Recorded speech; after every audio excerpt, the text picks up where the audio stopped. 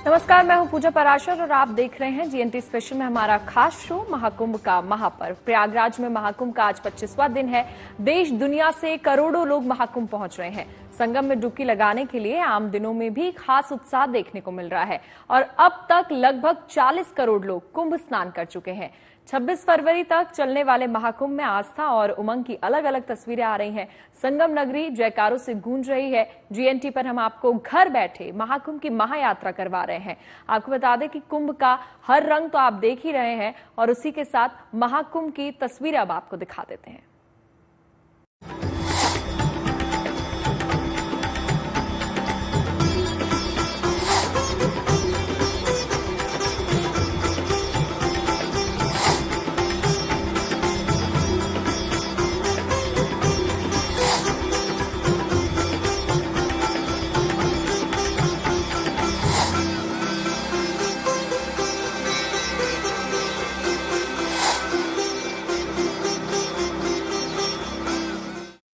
यूं तो कुंभ स्नान के लिए हर दिन शुभ है, लेकिन ज्योतिष के जानकार बताते हैं कि हर व्यक्ति के ग्रहों की गणना के आधार पर कुछ तिथियां कुंभ स्नान के लिए ज्यादा ही खास हो जाती हैं।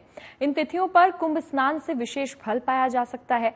जीवन में आ रही मुश्किलों और परेशानियों से मुक्ति का रास्ता खुल सकता है। कुंभ के समापन में अभी 20 दिन बाकी हैं और ऐसे में अगर आप भी कुंभ स्नान के लिए जाने की योजना बना रहे हैं तो ये जानना आपके लिए और जरूरी हो जाता है। तो चलिए ज्योतिषाचार्य से जानते हैं कि कौन सी तिथि पर कुंभ स्नान का योग आपके जीवन में शुभता का संयोग ला सकता है।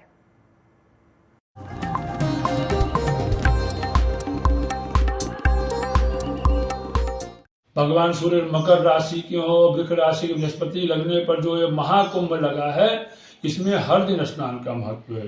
लेकिन अगर आप तिथियों के हिसाब से बात करेंगे तो प्रतिपदा तिथि भगवान अग्नि नारायण की तिथि है।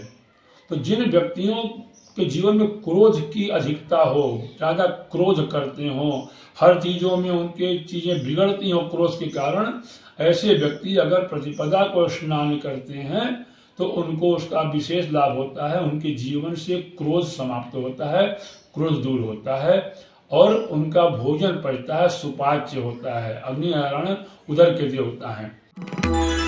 तृतीया तिथि ब्रह्मा जी की है। ब्रह्मा को हमारे यहाँ पितामह माना गया। यथा चतुर्मुखो ब्रह्मा सर्वलोक पितामह। तो जो पितामह है, परम पिता जिसको कहा गया, उस देवता की तिथि पर महाकुंभ में स्नान करने से हमको परम पिता के आशीर्वाद की प्राप्ति होती है। तृतीया तिथि हमारे यहाँ गौरी की तिथि मानी गई। हमारे यहाँ तृतीया होती है, हरतालिका तीज का व्रत महिलाएं करती हैं। तो जिन लोगों के वैवाहिक संबंधों में अड़चने आ रही हों, ऐसे लोगों को उस दिन कुंभ पर्व में स्नान करना चाहिए। उससे भगवती कृपा प्राप्त होगी और आपके वैवाहिक जीवन में जो समस्याएं उत्पन्न हो रही हैं या वैवाहिक कार्य आपके नहीं हो पा रहे हैं तो वह भी आपको लाभप्रद होगा। आपके मांगलिक कार्यक्रम में शीघ्र लाभ होगा। चतुर्थी भगवान गणपति की तिथि है। गणपति मंगल के देवता है, हर प्रकार से मंगल करते हैं। मोदक प्रिय मुद मंगल दाता, विद्या वारिधि बुद्धि विधाता। चतुर्थी भगवान गणपति की तिथि है। तो गणपति की तिथि पर अगर आप स्नान करते हैं, दान करते हैं, जप तप करते हैं तो भगवान गणपति की कृपा आपको विशेष रूप से प्राप्त होगी। और गणेश जी के बारे में कहा जाता है, विद्यार्थी लभते विद्याम, धनार्थी लभते धनम। तो हर चीज प्राप्त होता है। पंचमी हमारे यहाँ नाग की तिथि, जिसे हम नाग पंचमी के नाम से जानते हैं। तो जिन व्यक्तियों की जन्म कुंडली में राहु केतु के मध्य में सारे ग्रह हों, जिनको राहु दोष उत्पन्न हो रहा, जिनको लोग मतांतर में काल सर्प कहते हैं, जबकि ऐसा काल सर्प नहीं, इसको राहु शांति कहना चाहिए। तो जिनके जीवन में ऐसी स्थितियां जन्म कुंडली में हो, उनको पंचमी के दिन स्नान करने से उनके जीवन में जो रुकावट है, उस दोष के कारण जो समस्याएं उत्पन्न हो रही हैं, वो दोष दूर हो जाते हैं। षष्ठी तिथि हमारे यहाँ भगवान कार्तिकेय की तिथि है। इनको 6 मुख है। तो भगवान मनुष्य के शरीर में 6 प्रकार के अवगुण होते हैं। खट विकार जित अनघ अकामा, काम क्रोध लोभ मोह मद और मत्सर। तो भगवान जो कार्तिक की षष्ठी तिथि है, जो संतान की तिथि है, उस दिन आप स्नान करें। जिन्हें संतान प्राप्त नहीं होता है वो संतान प्राप्ति के लिए उस दिन स्नान करें, और जिनको संतान उनकी सही इस रास्ते पर नहीं है उनको सही लाने रास्ते पर मार्ग पर ले आने के लिए आप षष्ठी का स्नान अगर करते हैं आपके लिए बहुत लाभदायक होगा। सप्तमी भगवान सूर्य की तिथि है। ग्रहाणाम ज्योतिरादित्यो लोक मंगल कारक। भगवान सूर्य के रथ में 7 घोड़े हैं और 7 तिथियां हमारे यहाँ, 7 दिन हमारे यहाँ, 7 वार हैं। तो भगवान सूर्य की प्रसन्नता के लिए और जीवन में अगर आपको ग्रहानुकूलता चाहिए, आदिदेव नमस्तुभ्यम प्रसीद मम भास्कर, ऐसे जो भगवान आदिदेव प्रत्यक्ष देवता हैं, सप्तमी के दिन अगर उनका आप व्रत उनके नाम पर अगर स्नान करते हैं तो आपके जीवन में भगवान सूर्य की कृपा से ग्रहानुकूलता प्राप्त होती है। अष्टमी तिथि हमारे यहाँ रुद्र की तिथि है। रुद्र, जिनको हम रुद्र बोलते हैं, संख्यात, जो सारे जीवन से उत्पाद को दूर करते हैं, हमारे जीवन में जो चीजें चल रही हैं उन चीजों को पृथक करते हैं, रुद्र कृपा प्राप्त होती है तो हमारे जीवन में ग्रहानुकूलता होती है, ग्रह शांति होती है और हर प्रकार से लाभ होता है। नवमी हमारे यहाँ भगवती दुर्गा की तिथि है। हमें जिसे पूर्णा तिथि कहते हैं कि यह पूर्ण तिथि है, तो नवमी तिथि भगवती दुर्गा की तिथि है। और कलौ चंडी विनायक, इस समय वर्तमान में कलयुग में भगवती दुर्गा और गणपति की आराधना लाभप्रद है। इस दृष्टि से अगर हम देखेंगे, अगर हम नवमी के दिन स्नान करते हैं तीर्थराज प्रयाग में जाकर के, तो हमारे जीवन में पूर्णता आती है, हमारे जीवन में धन्यता आती है। 10वीं तिथि हमारे यहाँ यमराज की। हर व्यक्ति को मृत्यु से भय लगता है, कोई नहीं चाहता मेरी मृत्यु हो, हमारे परिवार में कोई अमंगल हो, या किसी व्यक्ति को ऐसा हमेशा भय लगा रहता है कि मैं यह कार्य जिन करूं न करूं, उसे डर लगता है। जिनके जीवन में भय की अधिकता हो उन लोगों को 10वीं के दिन स्नान करने से उनके जीवन में लाभ होगा। एकादशी और द्वादशी हमारे यहाँ तिथि है भगवान विष्णु की, जिनके बारे में कहा गया है विष्णु कोटि संपादन करता, जो संसार के पालनहार हैं। ऐसे जो पालनहार हैं, जो जगत का पालन करते हैं, उनके दिन। और एकादशी हमारे यहाँ सब सफल मानी जाती है। हमारे यहाँ हर 24 एकादशियां ऐसे पड़ती हैं और जिस वर्ष अधिक मास लगता है उस वर्ष 26 एकादशियां पड़ती हैं। एकादशी का स्नान भगवान विष्णु को परम प्रिय है, उस दिन का स्नान भी बहुत प्रकार से लाभदायक है। त्रयोदशी तिथि हमारे यहाँ भगवान कामदेव की मानी गई है। अनंग की तिथि है, अनंग त्रयोदशी जिसे हम कहते हैं। तो अनंग, जिनके जीवन में वैवाहिक जीवन में समस्या हो, बहुत सी चीजें ऐसी होती हैं जो चीजों को हम नहीं बता सकते, लेकिन अगर उनके वैवाहिक जीवन में मधुरता न हो, वैवाहिक जीवन में हर प्रकार से अनुकूलता न हो, तो ऐसे लोगों को त्रयोदशी तिथि के दिन स्नान करने से उनके जीवन का जो विकार है वो दूर होगा। चतुर्दशी तिथि, जिसको हम चतुर्दशी कहते हैं, जिसको हम शिवरात्रि कहते हैं, अभी महाशिवरात्रि हमारी पड़ने वाली है, तो भगवान शिव की तिथि है। देवाधिदेव महादेव की यह जो तिथि है, महादेव जिनका परिवार अमंगल्यम शीलम तव भवतु नामैवम अखिलम अथापि स्मृतीनाम वरद परमं मंगलमसि। भगवान अमंगल को दूर करते हैं, मंगल को प्रदान करते हैं। ऐसा इनका परिवार है कि सब हिंसक पशु इनके परिवार के सदस्यों के वाहन हैं। मयूर है, शेर है, नागराज हैं और मूषक है, सर्प है, बैल है। एक दूसरे के विरोधी होते हुए भी भगवान शिव के परिवार में जब वो रहते हैं तो उनके जीवन में किसी प्रकार का वैमनस्य नहीं रहता, वह पूर्ण रूप से प्रेम भाव से रहते। इसीलिए भगवान शिव के परिवार को कहा गया परम मंगल परिवार है। पूर्णिमा हमारे चंद्रमा की तिथि है। चंद्रमा मनसो जात चशो सूर्यो अजायत श्रोत्राद वायुश्च। तो चंद्रमा जो मन का कारक है, जिनका मन निर्मल होगा वो सब कुछ पा सकते हैं। मन में कटुता होगी तो चंद्रमा क्या करता है, मन की कटुता को दूर करता है, मन की अपवित्रता को दूर करता है और हमारे मन को निर्मल करता है। और जब हमारा निर्मल मन होगा तभी हम निर्मल मन जन सो मोहि पावा, मोहि कपट छल छिद्र न भावा कहा गया है। तो इन सभी तिथियों का स्नान अपने अपने जगह लाभदायक है। जिन्होंने स्नान किया उनके भी लाभदायक है, जो अभी करेंगे उनके लिए भी सब तिथियां लाभदायक हैं। आप किसी तिथि में स्नान करें, सबका आपको फल अपने अपने स्थान पर प्राप्त होगा। कुंभ स्नान की शुभ तिथि तो आपने जान ली, अब कुंभ में लगाई जाने वाली डुबकी का महत्व भी जान लीजिए। शास्त्रों में वर्णित है कि अमृत तत्व यानी कि जीवन और मरण के चक्र से मुक्ति का रास्ता कुंभ में खुलता है। यानी महाकुंभ में लगाई गई डुबकी मुक्ति का मार्ग दिखाती है। लेकिन कुंभ स्नान का संपूर्ण फल पाने के लिए संगम में कितनी डुबकी लगानी चाहिए, महाकुंभ पहुंचने से पहले जरा इस सवाल का जवाब भी जान लीजिए।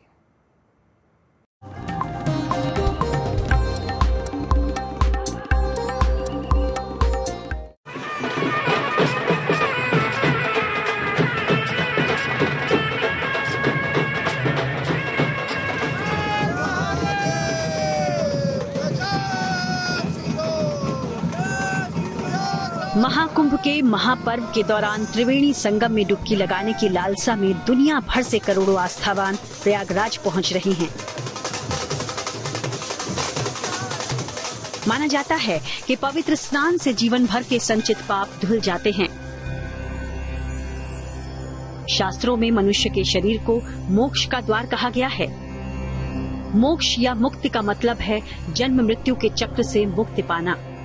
मोक्ष प्राप्त करने के लिए भी बहुत से लोग इस पवित्र स्थान पर आते हैं और डुबकी लगाते हैं।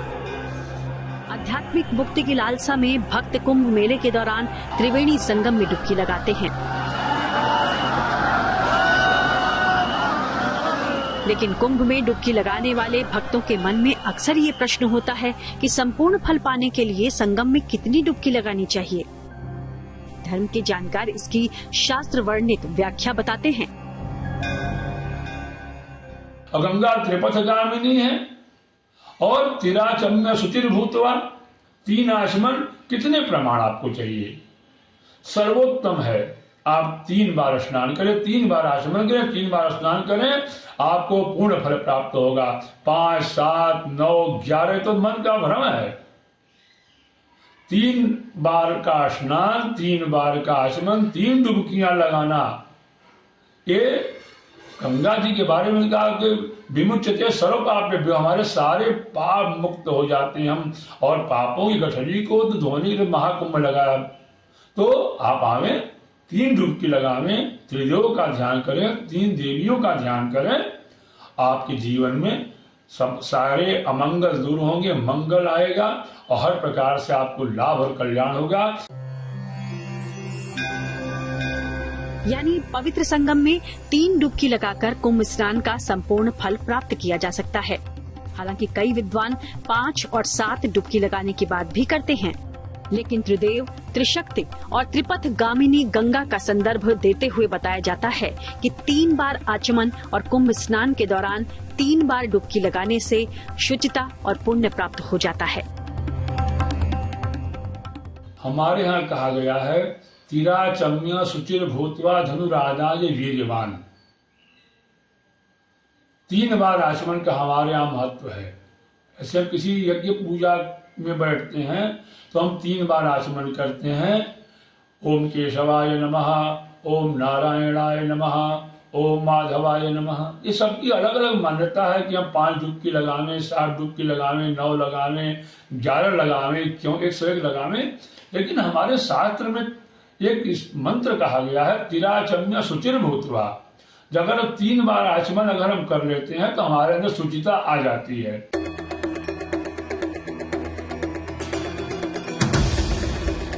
धार्मिक मान्यताएं कहती हैं कि पवित्र नदियों में डुबकी लगाने से देवी देवताओं की कृपा मिलती है और आत्मा पवित्र होती है। कुंभ या महाकुंभ में डुबकी लगाना फलदायी माना गया है। मान्यता है कि कुंभ स्नान से भगवान विष्णु प्रसन्न होते हैं और मृत्यु के बाद मोक्ष मिलता है। पवित्र संगम में स्नान करने से पितरों का उद्धार होता है और उन्हें स्वर्गलोक में स्थान मिलता है। असल में कुंभ सिर्फ इतना ही नहीं है, ये अध्यात्म का वो पक्ष है जिसका एक सिरा विज्ञान से भी जुड़ता है। यानी पवित्र नदियों में डुबकी लगाने का वैज्ञानिक महत्व भी है। पवित्र नदी में डुबकी लगाने से रक्त संचार प्रणाली सक्रिय होती है और शरीर की रोगों से लड़ने की क्षमता में इजाफा होता है। मानसिक तनाव कम हो जाता है। ये नर्वस सिस्टम को भी मजबूत बनाता है। शारीरिक थकान कम होने से मेटाबॉलिज्म भी बढ़ता है। इसके अलावा नदियों में डुबकी लगाने से शरीर का तापमान बनाए रखने में मदद मिलती है और हृदय गति भी ठीक रहती है। इसलिए कहा जाता है कि कुंभ या महाकुंभ न केवल एक धार्मिक आयोजन है, बल्कि विज्ञान और संस्कृति का संगम भी है, जहां श्रद्धालु पौराणिक कथाओं और भौगोलिक घटनाओं के चक्र के बीच डुबकी लगाते हैं, जिसमें श्रद्धालुओं को आध्यात्मिक और वैज्ञानिक दोनों लाभ भी मिलते हैं। Bureau report, good news today.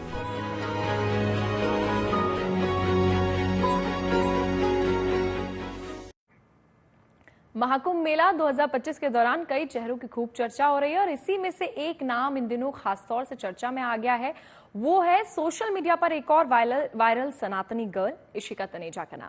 दरअसल दिल्ली की रहने वाली इशिका ने बकायदा दीक्षा ली है और अब श्री लक्ष्मी बनकर सनातन के प्रचार प्रसार में जुट गई हैं।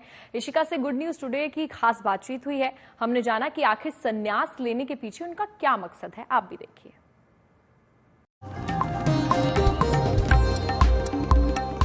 सबसे पहले तो मुझे बताइए, यहाँ माहौल क्या है, कैसा लग रहा है? महाकुंभ में सुंदर सुंदर मंदिर हैं हमारे पीछे, कैंप्स हैं आसपास, कैसा लग रहा है? राधे राधे। सबसे पहले मैं साध्वी नहीं हूँ, मैं सनातनी हूँ और मैं गर्व से कहती हूँ कि मैं सनातनी हूँ।